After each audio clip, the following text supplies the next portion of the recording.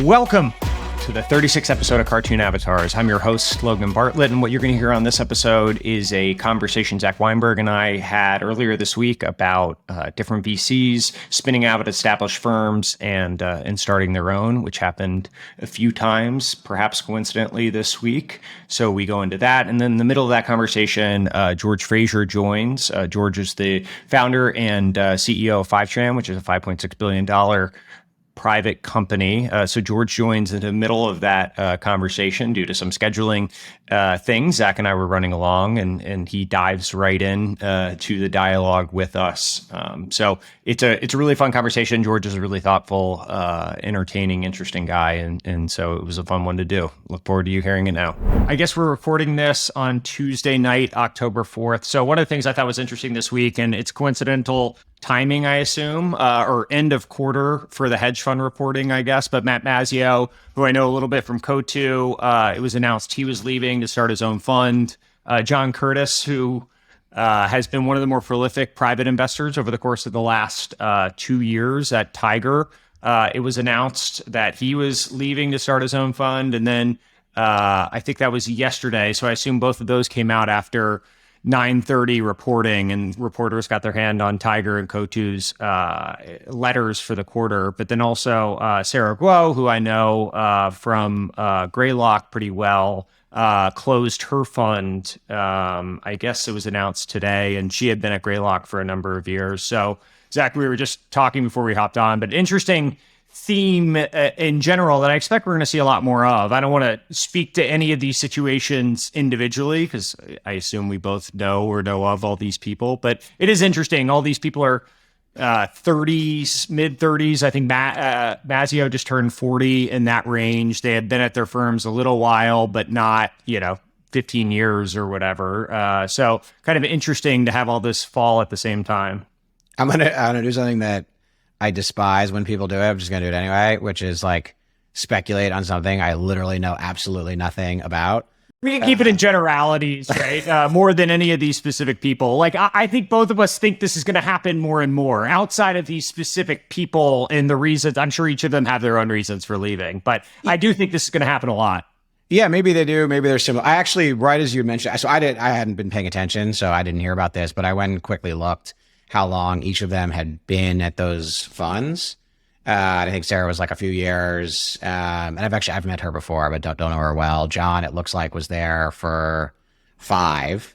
And then Matt, I just pulled it up here, joined in 2018. Yeah. So there's it all kind of like joined like around the same time, basically, it seems like sometime late 2018, 2017, 2019 time. I think Sarah's been there since maybe 2014 or 13. Okay, so she's a lot longer. Yeah. Yeah, I mean, it's interesting, right? Like if you join one of these giant funds or later stage funds in that like 2017 plus timeframe or 2018 plus timeframe, and so you're writing checks in those funds at inflated prices, and you probably have seen little to no liquidity on any of those, would be my guess, or very limited. And, you've got like, what is the invested carry like actually really worth?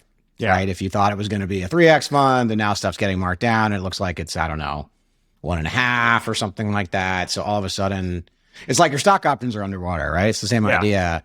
So if you're leaving, you're not leaving as much on the table, so it makes it easier to go. For the most part, I guess just to give a little bit of inside baseball into how this stuff works, there's typically a management company at the top of these firms that have essentially a profit share of the net income, right? And how that gets divvied up or whatever is different for each firm individually. But then for the most part, and so that's kind of like, hey, Zach's the owner of his company. And so Zach gets the spoils every quarter or every year, gets to pay him out the dividend that comes with it.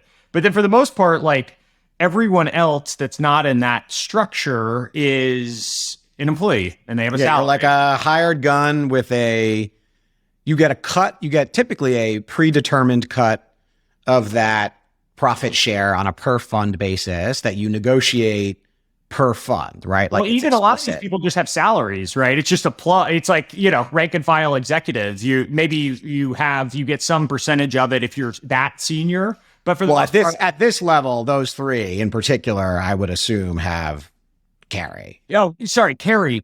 Sorry, sorry, we were conflating. So I was talking just about the income stream that comes from management fees. Oh, just the management fee. Yeah, yeah. That just pays your day-to-day salary, right? Yeah, exactly. And so most of these people are just getting paid salary. But then, yes, to your point, there's some carried interest, which is essentially for rank and file employees, you could think of as stock options, right? Essentially. And this is your interest in all the investments that are being made. Yeah, it's your cut of the profit share. Yeah. Right. So the fund itself, like the management company gets typically, it depends on the fund, but typically 20% of the profit of a fund, and sometimes it's higher. And then how they divvy that profit share up amongst the partners and junior employees is basically up to the owners, right? They decide this, and they tend to negotiate it upfront per fund, right? So like you sign up as, one of the partners or rank and file employees. Everyone's a little different, but you tend to only get it like one fund at a time. You sign up on a per fund basis. And so you're constantly having to prove your worth, because if you don't do well, you're not guaranteed to carry on the next fund or the next fund or the next fund. And so, when you walk from one of these funds, you're basically giving up the unvested carry, like the stuff that hasn't been paid out on the fund you've been a part of, and then what you would have made in a future fund theoretically, right? And so the way this actually works is like, so let's say Logan joined a fund in 2015, right? And I had $100,000 of carry in that fund, right? And that's that when you talk about it in that dollar amount, that typically means, hey, if this fund 2Xs, and everyone just sort of uses 2X as like the framework around it. If this fund 2Xs, then my interest should be from 100 to 200K, right? And you hope the fund's going to 10X. And so actually that will be worth whatever, 900K and not just or $1 million in that case, right? And so that's the way you think about it. And then there is a vest. It could be everything from 2 years, 4 years, 5 years, 10 years in a lot of cases with these GPs, because they basically want all these things to stack. And so think about it as an employee that your vesting schedule lasts for 10 years, right? In a lot of the cases. And so basically I'm only getting 10 grand a year of that amount. And then if I leave before that, I'm giving that up. And so now it stacks, we go raise another fund, and I get this time I negotiate with Zach, and I get 150K in that fund or 200K in that fund or whatever it is. So all of them stack, but then the vesting restarts, right? Yeah, you earn into it per fund, and sometimes the number, that is done usually as a percentage of the total, right? Yeah. Not necessarily a dollar, but same idea. Which is actually a funny thing. Like funds will often try to go back and forth between percentage and dollar, right? Because percentage scales linearly and dollar doesn't.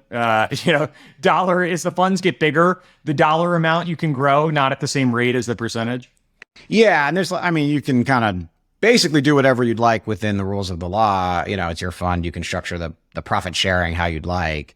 I think for many of these, and again, I don't know the situation in any of these. Yeah, we're talking specific generalities. But look, if you're one of the newer partners, you're younger, you're definitely not part of that management company. So you are effectively like a hired gun partner, and you've only been doing it for 4 to 5 years.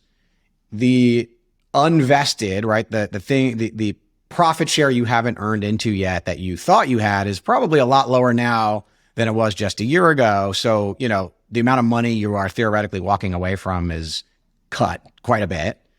Plus, I have to guess, and again, I don't know these funds, that now when they're negotiating for the next fund, if you haven't been the single best person, you're going to get chopped, right? Like you may not get that carry bonus or that carry increase rather that you expected, because things are going to get a little tighter and fund returns are going to get a little tighter. And I think, the management companies may be a little less generous with some of the junior employees. Or the other way, right? Or they say, hey, that fund sucked. And, you told me I had this, but now I don't have that. So I deserve 2X that, 3X that. And therein lies the tension. It's funny, right? It's actually on both ends of the spectrum. If it's like you're really good and you don't believe in the rest of the fund partner team, time to go, right? Do your own thing, control your own destiny. It actually is also the other way around too, which is if you're not that good, and the fund is kind of going like, I don't think you're going to make the senior level of partner, your carry is going to be fixed or even lower on the next fund, you also go,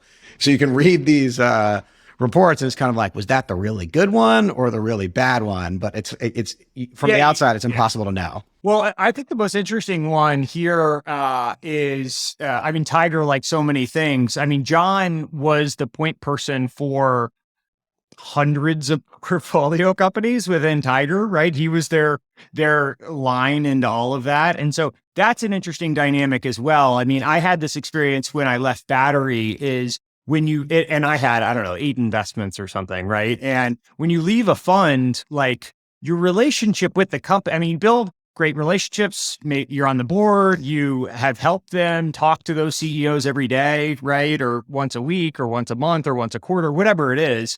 But you walk away from all those relationships pretty much. And like, you still have the friendships in place. I'm still friends with a lot of people I invested in, but you don't have the formality of engaging with them about their business anymore, right? And it's super tough. And to do that, to walk away from it, if you're like an empathetic human being, even in the tiniest way, when you have like 3, 4, 5, 6 companies you've invested in, I can only imagine 100, 200, 300. Obviously, Tiger's relationship with their companies is different than the average VC, but there's probably a lot of VCs or portfolio companies right now just being like, wait, who do I call? I mean, Tiger tended historically to take the approach of, we're not going to take board seats. We're mostly just capital. We're not working deeply with each of these companies. And because of that, we can move really fast and so I don't know what level of relationship typically the Tiger partners would have with their companies. You still need someone to call, like, hey, we need these docs signed or whatever, right? Or, hey, we're raising a round. As a founder, it's funny. I always appreciated, we never raised money from Tiger, and as to disclose, I am an LP in one of their funds. Oh, I didn't know. Yeah. A few years ago, one of their funds. And so again, I don't really know anything specifically, but I always appreciated the Tiger approach as a founder, which was like, they're not there trying to bullshit you on like, we're going to do all these strategic things. We're going to help you with XYZ on the board or introduce you to they were kind of like, we're going to give you a bunch of money at a reasonably high price, and we're going to do our homework and do it really fast. And then if you need more money and the business is doing well, we will give it to you. And if you don't, it's great. By the way, for someone like you, repeat founder, like, great product. Hey, leave me alone and give me capital at as expensive a price, right? I think it's, the LP side of things is, hey, does that math work from a return standpoint, as well as the other founders that like haven't sold 2 businesses for whatever to 2 successful acquirers out there, right? Though that's where it gets a little more nebulous, I would say. But for you, I think it's an amazing product. I get it for honestly all founders. I get it. It's not the path I would choose universally for people, but yeah, I mean, look, there are, even if you haven't done this before and you're uncomfortable in certain situations because you've never seen them, there are other ways, frankly, potentially better ways of getting strategic advice and unfiltered opinions around the table through angel investors, through strategics that, maybe don't have to write the lead check, but write a big enough check from their own personal dollars or have a big enough stake that it matters. And, in some way, it's actually kind of better because you can triangulate across multiple opinions as opposed to just who happened to write the big check in your round. So, I'm always conflicted in this because I've always had very good investors I really liked. We had Josh Koppelman from First Round and Chris Freilich from First Round in our first company, and they were great. We had Krishna from Google Ventures in the second round, Josh also in Flatiron as well. So I always really liked them. But generally speaking, like, did the VCs really help in the business in any material way that like you kind of probably could have just done on your own? I think it's overblown. Yeah, no, I mean, that was definitely the whole value prop of Tiger, right? Like, I think it totally makes sense. And the help thing, it's one of those things that like, it's almost like selling your house in some ways where like, sure, you could pick the worst real estate agent that's going to charge you less. You could do that, right? Like, there's probably someone, you might not even need a real estate agent, but like when push comes to shove, you would probably prefer the better one just because the delta of, even if it is helping you see around some slight corner and help with some higher, like, and again, this is the whole nebulous thing of like arguing about VCs as partners versus not is like, I agree with you. Probably 75% at best are like maybe neutral. And, you know, there's probably the bottom 25% of that 75 that are bad. But there are, I have seen a lot of people be super helpful, if only for, you know, introductions or strategic advice or console or therapy session, all that stuff, right? Yeah, maybe they change the final outcome of the business by 10 to 20%. Maybe. Yeah. And that's actually, I mean, usually when founders ask me some version of this question of like, hey, I've got 2 term sheets or 3 term sheets and they're within, you know, these, not like, how do you think about it? And usually what I'd say is, if it's within 10%, like if the price is within 10%, then let's go to the other factors, right? Let's start to look at, you know, the track record of that fund supporting founders in a bad time, does the, you know, so on and so forth. And it probably depends on stage too. Like I would probably give even 20% at the Series A or the seed or something, right? Versus the Series D or E or whatever. I probably wouldn't even give 5 or whatever, 8%, whatever the number is. Right. When the business is more mature, you don't need the help. Yeah. There's some window where like the help is more useful. I think that's right. It's, you know, it's somewhere in a range, in a delta. Unless, you know, the obviously the one big red flag is like, is this a partner that has had a history of doing the wrong thing, Yes. You know, when something goes wrong. The thing I will say about that, everyone always talks about that situation, like what did the partner do in a really bad setup?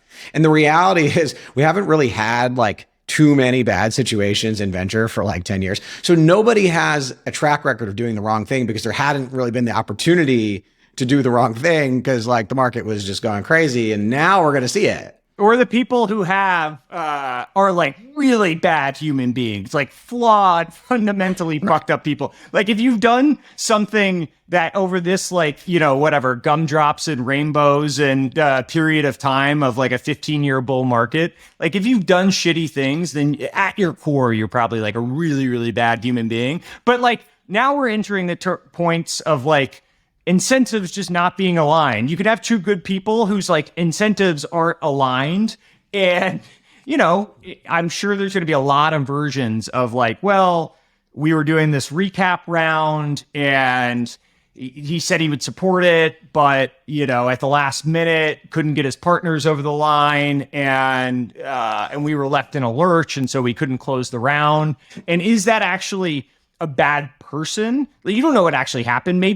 Maybe inside the partnership, the rest of the partners, the person doesn't have the clout and the rest of the partners told them to fuck off and they thought they had it. And, you know, are they a bad person or is this just a tough time that a lot of companies are going to be going through? And so like, that's, you know, those are the other little inputs that you don't hear about when everything's up and to the right.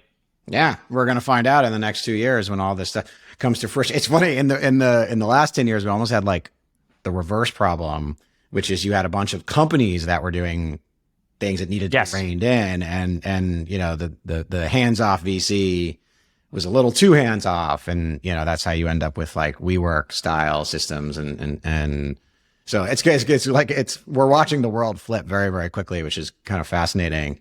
I continue to believe like, you know, look, as a VC, like you don't have to always be supportive. You don't have to always do what the founder says. What you need to do is be transparent.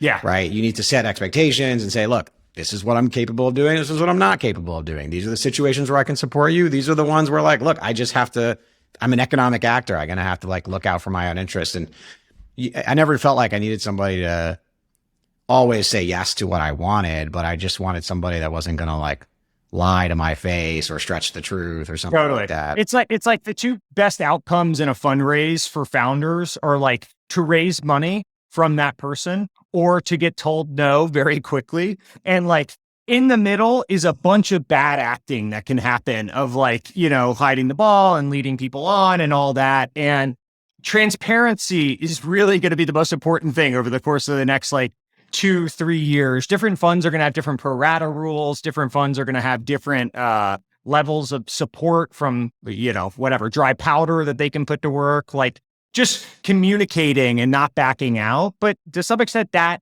also ties back to the credibility those people have within the partnership, the credibility that partnership has with their limited partners, right? Like all these things, it's kind of a dynamic chessboard. And so that's one of the interesting things whenever I'm like talking to people about the venture industry, it's hard because it's one person's opinion at one point in time in this very three-dimensional moving thing that like you could ask me who my top competitors are and it's a different answer today than it was a year ago because the market looks different, right? And so it's hard to internalize all these factors, right? Yeah. Also, like, you catch a fund after they had an exit and like you get a lot more yeses than the one where they just it's just like what mood did you catch? Totally. The Kleiner guys, but Moon right now is like, I imagine they're having a good time over there. 50 times AR NTM ARR, right? For whatever, a $2.3 billion acquisition. So I always remember at our first company in 2000 at Invite Media, we never talked about this story publicly, but we actually had an offer to sell the company. This was like about a year before we actually ended up selling it to Google. And we had this other company come in and try and buy us. They had offered like, I think it was like 25 million or something. And we ended up selling it later for about 3 to 4x that. But at the 25, we were like super young and didn't know what we were doing. And so I remember Nat and I saying, yeah, like we're going to take this deal. It was like the first time I had like $5 in my bank account. So it was like the first time, someone's offering you any real money. And I remember telling our board, we're going to take this deal. And Josh Koppelman, who's again, like just the best at this, was like, I think you're doing the wrong thing. I don't agree with this decision. You're undervaluing the business. You're at an inflection point, so on and so forth. And I'm going to say yes anyway, if you want to do it. So just so you know, if you want to do it, you can sell it. Like, I'm not going to stop you. But I just want to tell you all the reasons why I think you're wrong. And anyway, we ended up ignoring his advice because we're idiots and trying to take the deal. And then we lucked out at this one point where actually the company that was trying to buy us got bought while it was happening. And we had this unique opportunity to walk away from the deal. Like the fish eating each other. Yeah, exactly. Yeah, the minnow by the other fish, and we were like the fucking goldfish. This whatever the smallest fish is you could find, and we ended up being able to walk from the deal, go back to Josh and be like, "Yeah, I think you were right, man." And then 9 or whatever months later, Google bought it for like 4x or so. So you remember the story? There's the famous like Mark Zuckerberg $1 billion offer from Yahoo, and I think it was Andreessen who like talked him out of doing it. Everyone was like, "Dude, $1 billion," and this is 2006, right? Like the story he tells is that he was not interested in it whatsoever because, like, as he put it, what was that? What else was I going to do? Who, Zuckerberg's business or Mark's? Yeah, like what was I? What would I do then? I'm only interested in making Facebook. I mean, it's at some point, the perverse incentives of like founders at young ages that are like, hey, I've got the tiger by the tail. I might as well keep going. One of my friends is a CEO of a public company, and he anytime acquisition interest comes in, or like when people ask him about, and he's like, it took me 12 years to get here. It's like, I'll just go restart. I'll have to go start this whole thing over just to get back right where I am today. Why would I ever be interested in doing that? Right? Yeah, but here's the thing. We hear these stories because these are the ones that worked out, right? Zuck, Evan Spiegel's thing with Snapchat, whatever, you're like, yeah, always go for it. I know a bunch of people personally where at peak were offered a significant amount of money for the business, wanted to, do the Zuck thing, as George mentioned, and let's just say made the wrong decision, or at least it looks like they made the wrong decision. But it's funny because you don't hear about those because the founders never want to talk about them. So, what's funny is I say that I've been saying this frequently recently to members of the leadership team that we are just now reaching the size that Slack reached when Microsoft crushed them.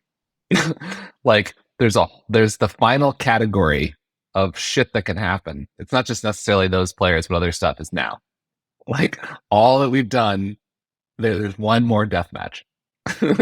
And all that we've done and all of our luck has bought us the ticket to the final death match. My favorite in that death match is like, you have to run the risk analysis of like, does giant company A offer a reasonably equivalent product for free? that one, like that's a big, I mean, and that stuff happens. What happened with Slack, and they got obviously timed it perfectly and got out, but this stuff does get competitive when the big guys get interested. That's a great segue right here. George Fraser, thank you for joining. So for context, George, founder and CEO of Fivetran, which is Fivetran was founded in 2012. Is that right? That's right. And $5.6 billion private company most recently. George has I think the unenviable distinction of being the only founder I've given 2 term sheets to and still not had the chance to work with. But he is one of my... Come on, I can't be the only one. I think the only, like anyone else, I had enough pride to be like, I'm not giving this to you but with you, I was just like, your business is so good. I don't care if you say no, right? So George, maybe tell us what does Fivetran actually do in your words? Fivetran goes and gets all the data of your company's data from all the places that it lives. So your Salesforce instance, your finance system, your production database, your everything, your ad networks, and we make a copy of that data in your data warehouse.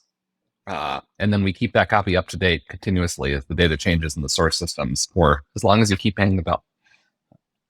And then you can use this data to understand what the heck is going on in your business. So, I mean, one of the things that we were just talking about is, to your point on the Microsoft coming in with Teams and Slack and Scale. I know when you were fundraising in the early days, there were a lot of people that said, hey, wouldn't Amazon just do this? Won't Microsoft just do this, right? And there was always this threat, both from VC's perspective, right? But also like actually this threat of a competitor coming in all the time and offering this. And so we were just talking about the Microsoft example with Slack, but that was something you guys, I mean, had to get around for a long time, right? It was the big thing people were worried about for a long time.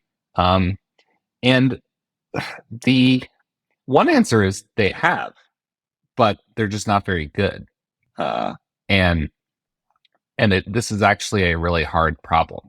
And it's not hard in the way that most hard problems are hard problems. Like, making an analytical database like Snowflake, that's something people do PhD theses in. What makes Fivetran hard is not like any single deep computer science problem. It's just this tremendous amount of incidental complexity that we have to deal with in order to, because all of these data sources are very quirky. And the thing that makes Fivetran great is our willingness to run down all of these little quirks so that you as a user don't have to understand how this all happens. You see, your charges table in Stripe, and you don't have to know that Stripe contains an eventual consistency bug in its events API endpoint that only comes up once in a blue moon at extremely high transaction volumes. And every time you pull it, you have to go back an extra 60 seconds from the last time you pulled it to make sure that you cover for that bug, which we discovered because a customer, a big B2C customer, ran into it years ago. That bug took 2 years to discover. That's kind of an extreme case. That was probably the hardest to chase bug we ever had. And our willingness to do that is what makes Fivetran special.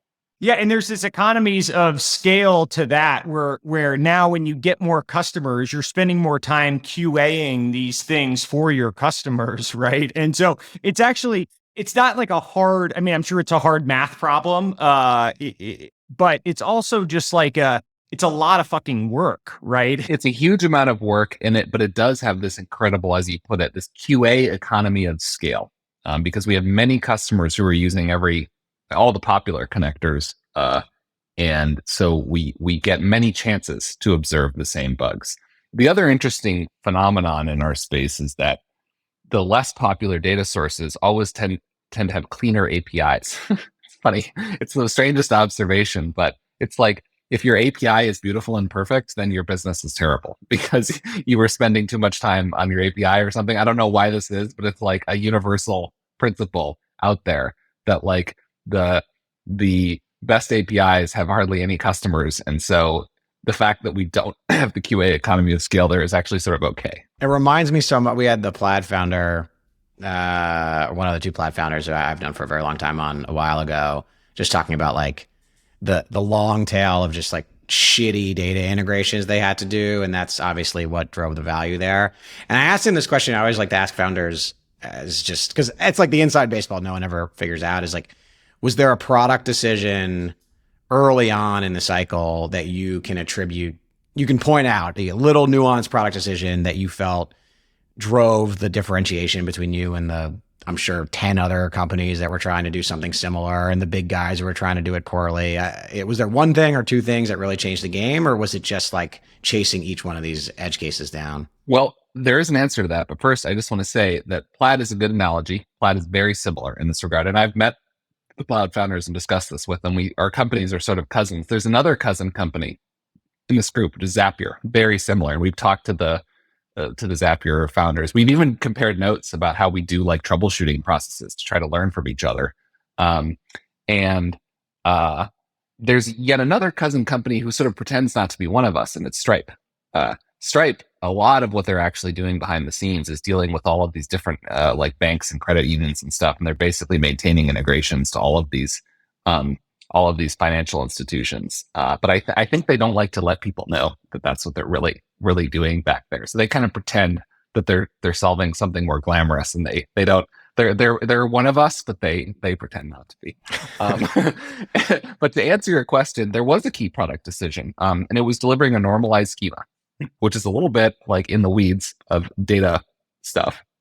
But when you deliver data to a data warehouse, traditionally you deliver the data in what's called a denormalized schema, where it's optimized for consumption. So you have relatively few tables, like a simple schema, relatively few tables, lots of columns on each table, and it's just easier to understand and work with, and that's why you do it. The problem with this is that everyone's denormalized schema is different. A denormalized schema that works for one company is not going to work for another company, because the simplification that you are imposing on the data is always sort of domain specific.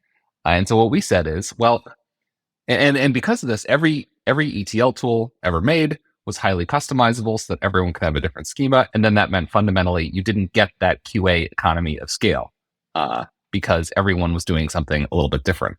These things were basically platforms. They were not actually selling, something that you could just take out of the box and use. So denormalized schema was the traditional way. We did something really weird. We said we're going to deliver a normalized schema. We're going to deliver the data in its full complexity, one table for every concept. And it's going to, there's going to be some work there when you have first contact with the schema to just understand what all these things are. But the huge advantage of this is that the normalized schema is the same for everyone. So we could build standardized connectors where everyone is truly running the same code. And then we got this QA economy of scale. And then after a couple of years, it started to really work well. Do you know, like, were there specific competitors, because you guys have been around now for about 10 years, along the way that made a different decision or went a different route, and you felt like you could tell it hurt them in market, and now they're whatever, fifth place or not around? Like, was that clear? Well, in the early days, our big competitor was Stitch, who eventually sold to Talend. And I got a great quote secondhand, so you'll have to fact check this with him, whether it's actually true, but from Bob Moore, who's now running Crossbeam, which is a really cool company. But he said that he sold to Talend because he said, I just didn't want to spend the next 10 years of my life competing with those guys fixing bugs. I was like, yes, that's right. That's actually a direct quote, and I'm the one that told you that. So I will take. So I'm on the board of Crossbeam, and he said that Bob's the best, but he said, like, that's a really fucking hard problem, and I'm gonna have to spend my next 10 years of my life like just QAing all this stuff. And so, I mean, you guys were both like so early to the cloud and indexed to Snowflake and Redshift and all these trends, right? And Bob, I don't know how much he says that tongue in cheek, but it is pretty funny. So we were both like right there at that, in that key early year of like 2015, 2016. And the different decision that we made is we said that we are going to we're going to promise that the data will be 100% correct, and we will chase all the bugs, and we will design a normalized schema that is possible to deliver for each data source. And Stitch said, we're going to make a slightly less ambitious promise. We're basically going to say, we're going to call the API endpoints, and whatever comes out, we're going to load into the data warehouse. And that's kind of the definition of our job. And if that does not result in a correct replica, well, that's kind of the source's problem. That's not our fault. That's the source's fault, which is fair enough. And that was like a critical decision that we each made differently. And then it took a while for that sort of bug fixing flywheel to do its thing, but eventually there was this pretty significant quality difference in the correctness of the data that you would get with Fivetran versus Stitch. And that, I think, allowed us to pull ahead in the long run. But it was not obvious in 2015 or 2016 that was right. When you were making that call, who was in the room on your team? Like, how did it happen? Like, was it a real debate? Was there a spec? Was there because what we asked William the same question about, he has a different version of the same answer and in their context. And his take was, everybody thought I was wrong and I wanted to do it anyway. And so we did it, and here we are. I'm curious what your version of that looks like. It was only 3 of us at the time, and it was me and Taylor and Mel. Oh, so this was early. This was really early in the design. And we never considered the alternative. We were just like, well, this is how it has to be. We have to take responsibility for correctness here, because people were filing bug reports, and we were like, well, that seems like a bug. I guess we should fix it. That was it. It was never, we never actually perceived it as a decision. They're like, hey, listen, we want this to be right. The reality is there's a whole other category of work that we abdicated and said, we're not going to touch that. That's your problem. Which is like rationalizing the data that comes out of the system. There's all these crazy properties that the data has, like in Salesforce, like if the account is this one particular ID, like that's the test account. And so whatever you see for that, you got to filter it out because that's not real revenue, that's test data. And that's like a super simple example. The realities are like way more complicated and horrible. And we just said, like, we're not touching that problem with a 10-foot pole. Like, we deliver the data. If it's a correct copy of the source, our job is done. And then you have to go and figure out, like, how to make sense of all this. And that was also different than the traditional ETL vendors, where they would tackle that. And they would say that was the primary value, was tackling that problem. And so they would use the same tools to solve the sort of business rule problem and to solve the like data integrity, correct replication problem. And what we did is we came along and we said, okay, the business rule problem is actually impossible for a vendor to solve.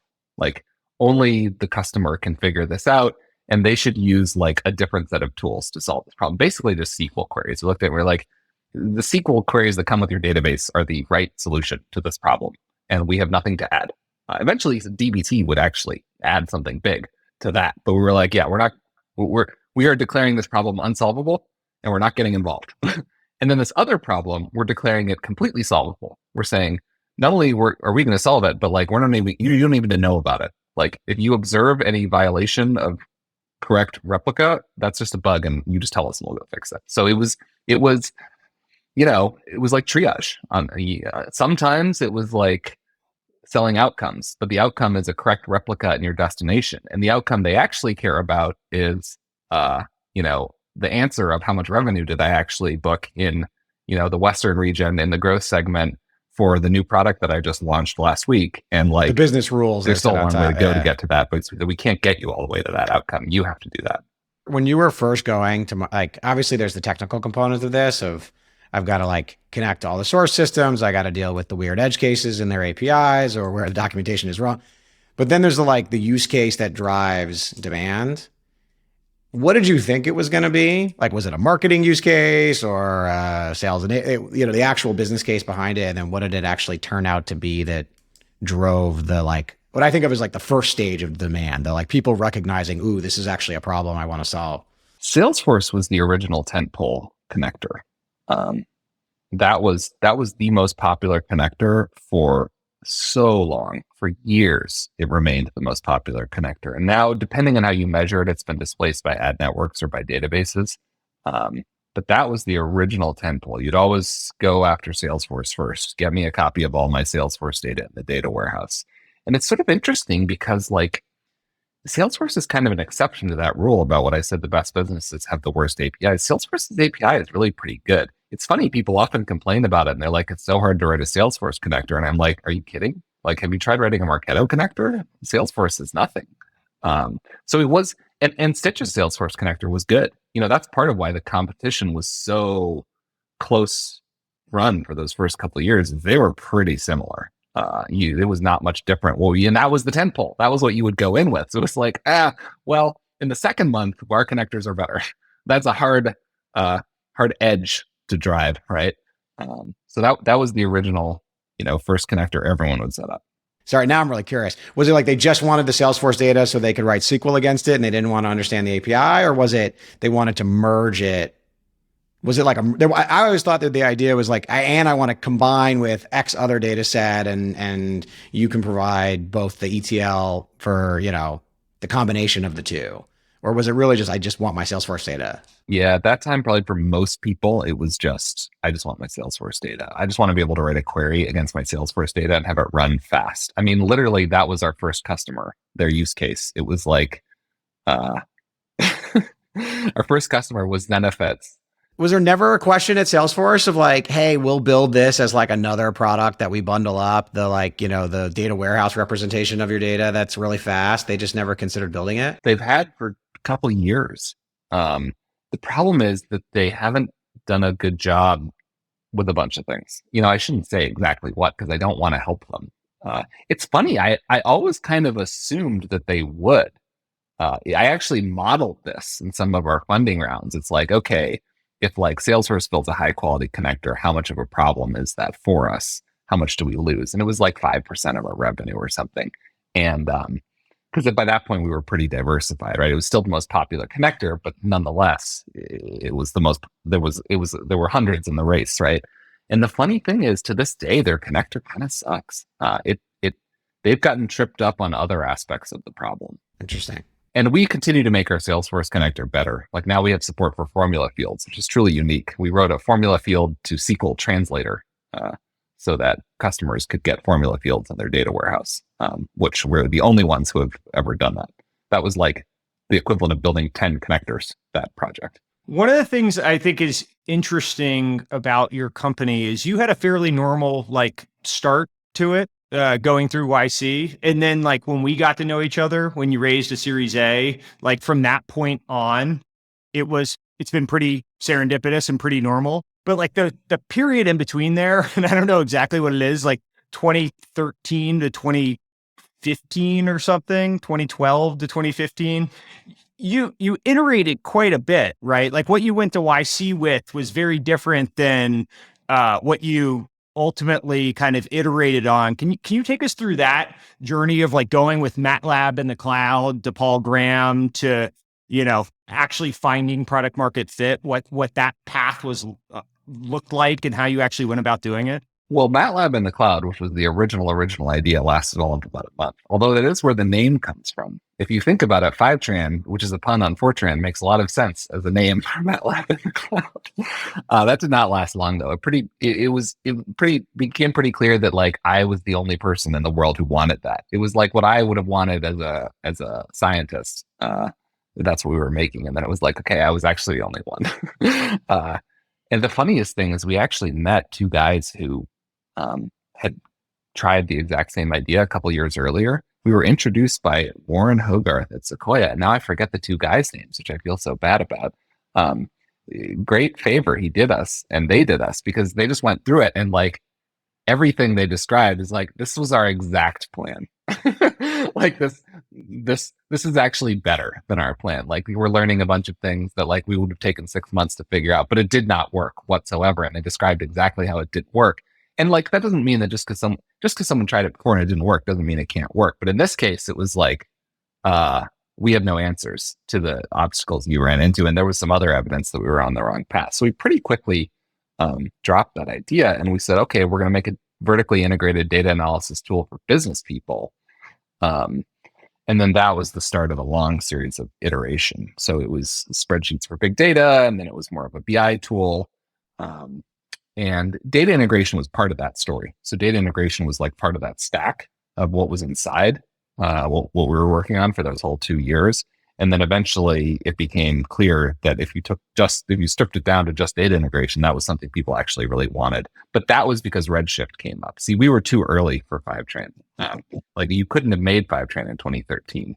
If I could go back in time, I would have to tell myself just like wait around for a little while, like practice programming. Like the year to start Fivetran is basically like the end of 2014 is the earliest time you can start to sell it because you need Redshift to take off.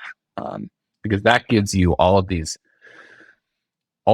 West Coast tech companies that are pretty small, setting up their first data warehouse for the first time. They don't have any preconceived notions of how ETL should work. They'll consider anything. So they're perfect like early adopters. And there was just this wave of them that year, because of Redshift taking off, and the next year, and that was the opening that we went into. So there was very much a timing element of it, but we were too early, and we solved that by just like cranking away on various ill-fated ideas, ill-fated variations of this vertically integrated data analysis tool until the timing became right. There's like this window almost in history, kind of like right when you guys were starting through maybe a few years ago, where like enterprise data tools, and it's like a horrible generalization, but I'm just going to use it for a second, where you have companies had begun to shift. They had on-prem data, they had SaaS data, they had all these kind of like, alternative data sources where things lived. And there was just like a whole bunch of problems that created that, they almost like the enterprise data stack had to be rebuilt. And you had a lot of companies that were just kind of what you guys did, right? Smart, technical people who were just in the game in the beginning at the right time. Yeah, and just found a piece of that and grabbed onto it. Yeah. Yeah, exactly. And it worked, right? Clearly, like if you were really good at what you did, you could kind of like iterate your way to the idea.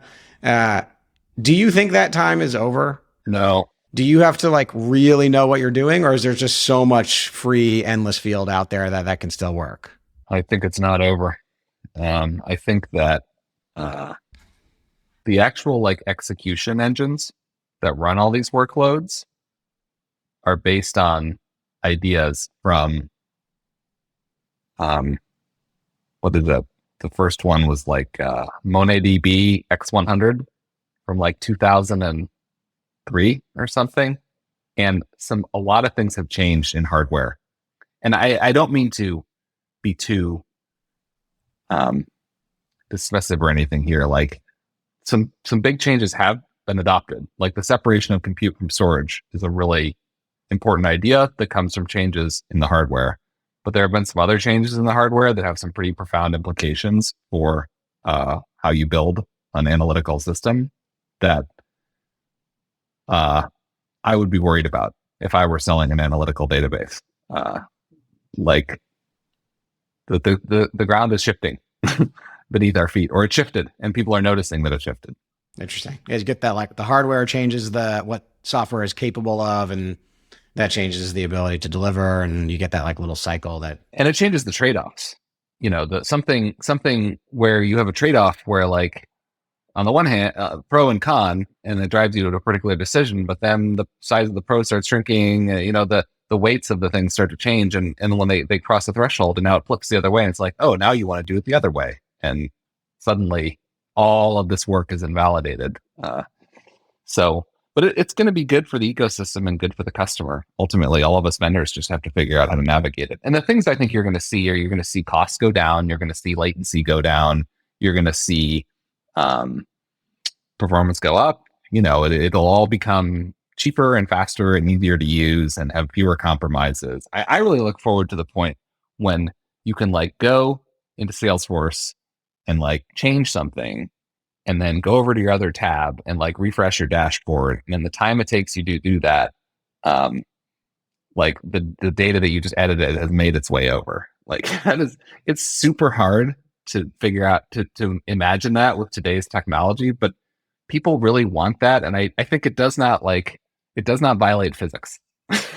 Like it can be done. It's just going to take a huge amount of work, but people will love it once it is. Even if it isn't that necessary, people will love it. And so whoever can deliver on that will win. It's coming. And it's not just in your dashboard, by the way. It gets updated in like every connected SaaS system, and it kind of, perpetuates out through the entire stack, and it's immediate, and there's no like downstream QA issues anytime you make like a schema change and just, your entire system blows. I mean, these are all the things I remember doing in 2007, like just getting some of our own internal data from different systems into a warehouse that we could rely on and wasn't breaking all the time, anytime any source system made a change. I mean, it was a disaster, total disaster. Some of the source change stuff is really tough because it's fundamentally about workflows and semantics, and there is no technical solution. Somebody has to talk to somebody else and explain what this thing means now. So some of that stuff isn't going to go away, like the broken dashboard, because somebody changed the source system. It's fundamentally a workflow problem. I guess it goes away. I shouldn't say that. It's just a different kind of problem. You have to build tools that allow people to coordinate these activities so that they don't break each other. So that right before, I joke, it's like the Salesforce administrator, right before they make the change, they get like an electric shock from their chair. Like, what are you doing? You're about to break everything downstream of you. And maybe that's a slight exaggeration, but somehow they find out like, oh, you can't just change that. Like, you have to go and coordinate with all these other parties. Yeah, even just the linkage of what this change will downstream affect, because especially in these large organizations, you're making a change over here. You're not aware of the 5,000 things that ultimately rely on that data, and just being able to say, hey, if you make this change, and ideally into like a queue where someone has to approve it, here are the 35 things that are going to break, and by the way, here are the people who are responsible for those things. We're going to make them aware before when they have like in nuclear war, like both people have to turn the switch at the same time kind of thing. They just like knowing that, like how to traverse what is connected to what and to who. That in itself right there is like a complicated problem where you have like services teams internally at some of these big enterprises just map that out for you. The hard part about that, the thing I don't have an answer to for that is I think in order for that to work well, you really need to have testing be native to the workflow of each tool. Like the Salesforce administrator really needs to see the error in Salesforce Sandbox after they make the change, but before they deploy it to production, right? I don't know if it's going to work if it's in like this data lineage, whatever tool that's somewhere else. Everyone's going to log into that and they're going to like change the Sandbox, and they're going to have a separate 5-train connection for the Sandbox, the lineage tool, and then the run test. I find it a little hard to believe that people are going to set up all these extra links in order to support testing. Testing, it's like eating your vegetables. People don't really want to do it. You have to make it really convenient. You have to toast those Brussels sprouts and make them look really nice to get people to eat them. And it's really hard for me to picture how this happens. I think Salesforce changes are like the hardest piece of this. And so anyone who's working on this, like start there. Don't start with your production database. That's bullshit. I hate it when people, they're like, I have this great solution, data contracts or whatever for my production database. I'm like, yeah, that's the easy part. Tell me how you solve this for Salesforce.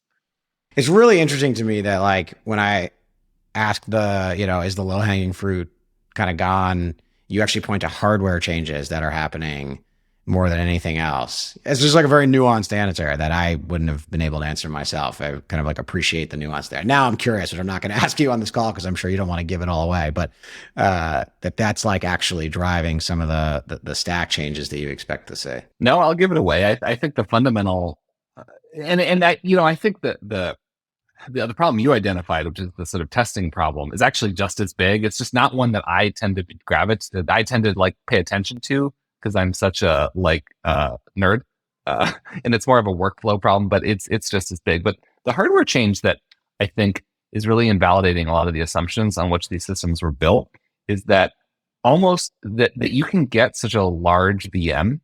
You can get a VM with like 2 terabytes of memory, and that almost no one actually needs a massively parallel distributed processing system. You just need many of those, right? Like hardly anyone has a query that can't fit on one node.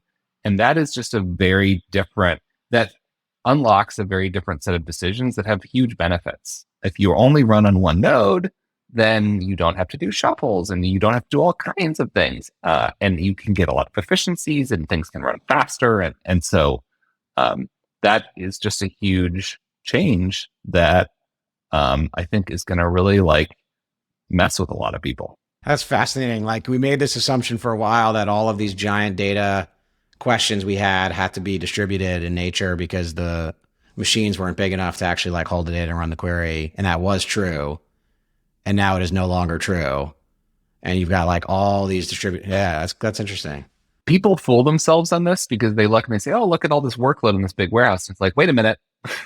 How big is the individual query? Because if you just have lots of queries that need to run simultaneously, you can distribute them onto a farm of independent nodes that each don't actually share information with one another. And then there are other things you can do. Even if you have one query that's too big, if it's only like 10 times too big, there's some tricks you can pull in order to take pieces of the workload and distribute it without having to tackle the really costly pieces of true distributed processing.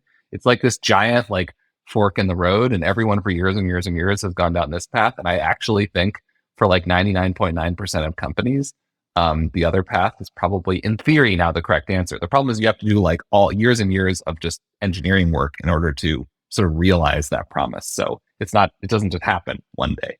But I think that's really a space to watch. Sorry, we bored Logan with the nitty gritty, but I love this stuff because like for me, this is the shit that actually matters when you're a founder. It's totally. like all those little nitty gritty details that nobody actually talks about in the press release or the website, but that's the nuance. That's the stuff that differentiates, Fivetran from the company that got bought for 1/100th of the price. Though the question I wanted to ask both of you, I guess, George, you and Taylor, your co-founder, have known each other, or your families have known each other for what? I've heard the story, 100 years or something, like same cabin, same. More, in fact. Yeah. The cabins were built 100 years ago, but the families knew each other before that. Yeah. So you guys your families have known each other forever. And Zach, I mean, you and Nat were what, friends in college. And so one of the things like I feel people often say is like, don't risk your friendships or whatever going in on these businesses, particularly when there's generational relationships in place, right? In your case, it's one thing if it's like your next door neighbor that you play video games with. It's another if there's like family dynasties tied in together. I'm interested in, was that something that when you were starting this that you were actually concerned about, or was it refreshing to have a founder that you knew so well and there was such mutual trust? For us, it was mostly just upside. There's like a deep reservoir of trust, and that was really important. And funnily enough, because of this extensive, it was not just us who know each other, it's all these relatives. Because of this, everyone knew what we were doing and was like all on top of it. And we realized, oh my God, we have to make this. It made that much more pressure to succeed. Because we would just never live it down. We'd be hearing, I'd be asking when I saw Aunt whoever once a year, she'd be asking, oh, it was too bad how that Fivetran thing didn't work out. I'd hear that like every year at that time of year for the rest of my life. Like that would have happened. And so it created a lot of pressure beyond what is already there. And you know what? Fear of failure is a very powerful motivator. So for us, it was really all upside. I can understand how it could go wrong, but it's worked really well. I think these like rules about, co-founders or solo founder or married founders or, related, it's all bullshit. Like you can do this in a variety of ways as long as the people are just really, really smart.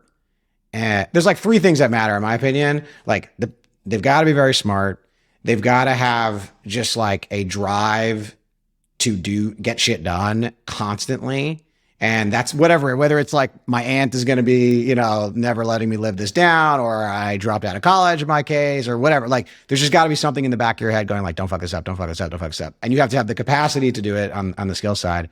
And then I think there's like an ethical component, which is, especially from co-founders, which is like, you're going to make a bunch of decisions that affect the other person.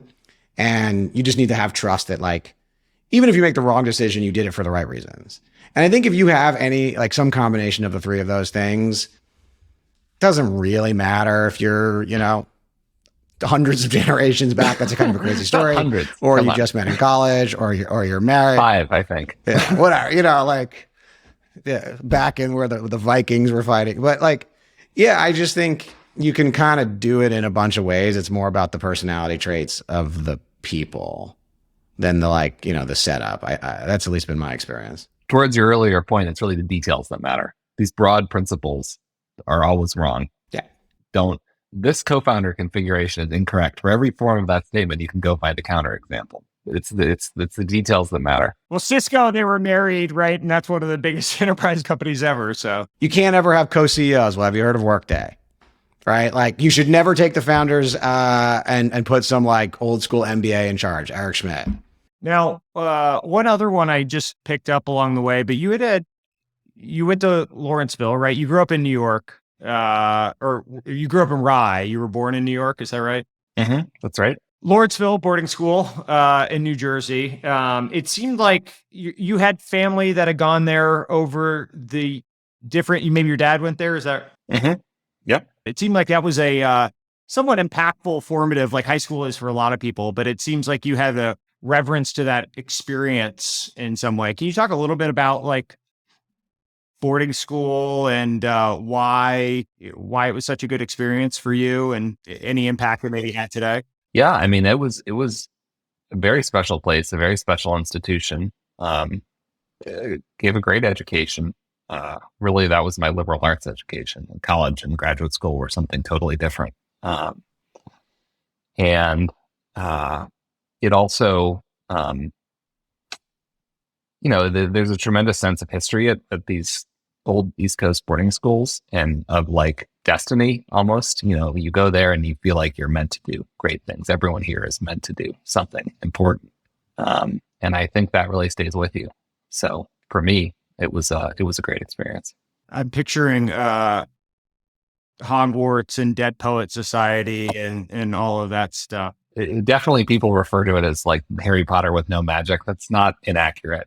And one of the characters in Dead Poet Society, supposedly, this, may be bullshit, but supposedly was based on a friend of my dad's from Princeton, who went to not Lawrenceville, but a different boarding school. So, you're on target. Interesting. You spent 6 years getting your PhD, right, in neurobiology, which for another 5.5. 5.5. And one of the things I heard you say was that the randomness of academia was almost like a daunting thing, or it just seemed too abstract in terms of how people actually succeed. And so you wanted to go down the entrepreneur path because of that. Can you talk a little bit about like academia and sort of doing that for 5.5 years is a long time, right? And going down that path and then ultimately deciding to be an entrepreneur? Well, I went to graduate school and I did graduate. I am Dr. Fraser. But no one calls me that except my boyfriend, because he also has a PhD that no one calls him by. I mean, he calls me Dr. Boyfriend. So, That's funny. But by the time I graduated, I had decided to go into the private sector, and the reason was basically what you said. I watched other people who were further along, and who actually succeeded in getting the tenure track faculty positions that you need in order to be a full-time researcher, seemed extremely random. Like, there were some great people who got these jobs, but there were also terrible people who got these jobs. I was like, that guy got a tenure track faculty job? How? And vice versa. I would see great people just fail and fail and fail. And it was like, what are the rules of this system? I don't understand. Startups, well, also containing a large degree of luck and randomness, and also having a very low success rate, they do follow rules. Like, at the end of the day, it's the customer who decides whether they want to buy your thing or not for themselves. It's not someone passing judgment on whether you are good, right? And so that there was something appealing about that. It's kind of, you make your own destiny. The other really interesting thing about academia, I found really interesting, I'm curious if you felt this, was the promotion decisions, similar to what you were talking about. were not based on any sort of like rigorous interview, any sort of like structured evaluation process, all the things you end up having to put in place in a company because, you know, if you don't have standard clear processes for how people get promoted or paid, there's politics and cultural issues, then the whole system kind of breaks down. But academia kind of doesn't really have any of that. There's almost no structure and process. It's completely amorphous, if you will. And it's just really shocking to me that we haven't come up with a like, hey, if we're going to think about who gets like a tenure track position in chemistry, maybe we should actually test their understanding of chemistry at that level. Like we should have rigorous interviewing, and it doesn't seem to exist in any way. You just look at like the papers they published essentially. Well, I think once the people get tenure track positions, it is fairly, that is fairly straightforward how it works. It's publishing papers in high impact journals. Yeah. And getting grants. That's it. I don't know. It just it felt like. But I have no quarrel with that. It's more kind of the initial gate that was bizarre to me. Although then at the second layer, the grant process and the paper process is also very bizarre. Like what succeeds and what doesn't. Hey, one thing I wanted to ask about was you guys acquired a fairly big company, about a year ago now? It was 1 year. The deal closed 1 year ago, like 3 days ago, something like that. So your round was 5.6 billion at the time.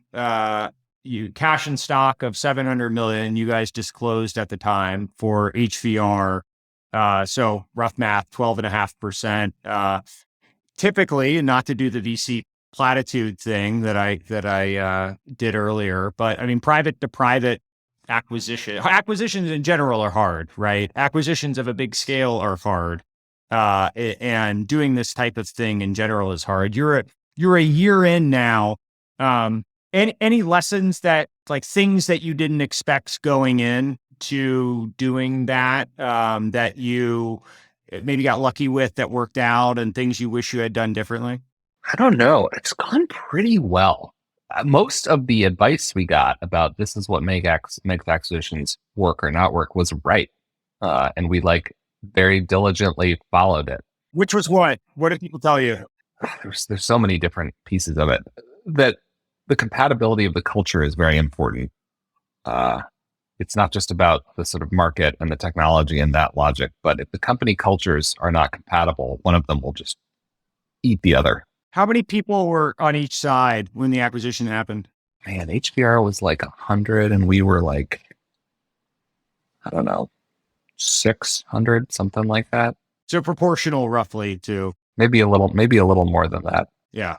And we went in knowing that the cultures were mostly compatible and there were maybe some pockets that were going to be a little different, and that those predictions pretty much turned out right. Yeah. There was one big surprise. The technology was surprisingly compatible. We knew that there were a lot of similarities under the hood, but it turned out once we actually looked at the source code that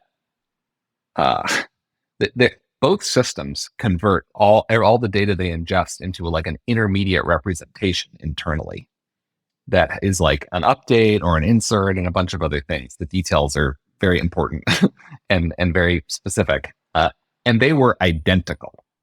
It was like, you know how alligators and crocodiles actually are not related? They just both evolved to like live in swamps, and so they look the same. It was like that. We had just co-invented the exact same internal representation with one exception. There's a thing that happens in APIs that just never happens in databases. HBR was all about databases.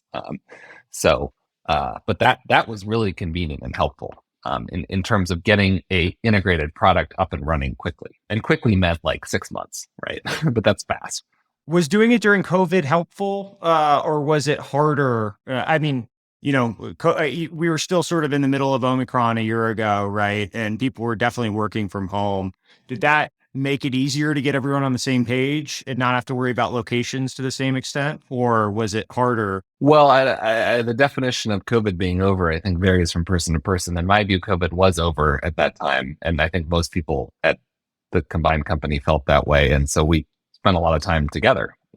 And I know there are some people who are going to feel that COVID is not over forever. But I think I would disagree with the premise of that question. Like we had a giant in-person event for the entire company not that long after the acquisition closed, Camp 5 Trend, which is a very special part of our culture that we've done for many years. And it was conveniently timed to be right after the acquisition. That worked out well. Yeah. And we had sales kick off the next year, same as usual. And that was a great opportunity for people to meet and spread Omicron to one another. Yeah, totally. That's the way all good company cultures bond over the last couple of years. Right. Well, thanks for doing this. This was great. Thanks for letting us go in so many unstructured ways here. George, good to meet you. No problem. It was fun.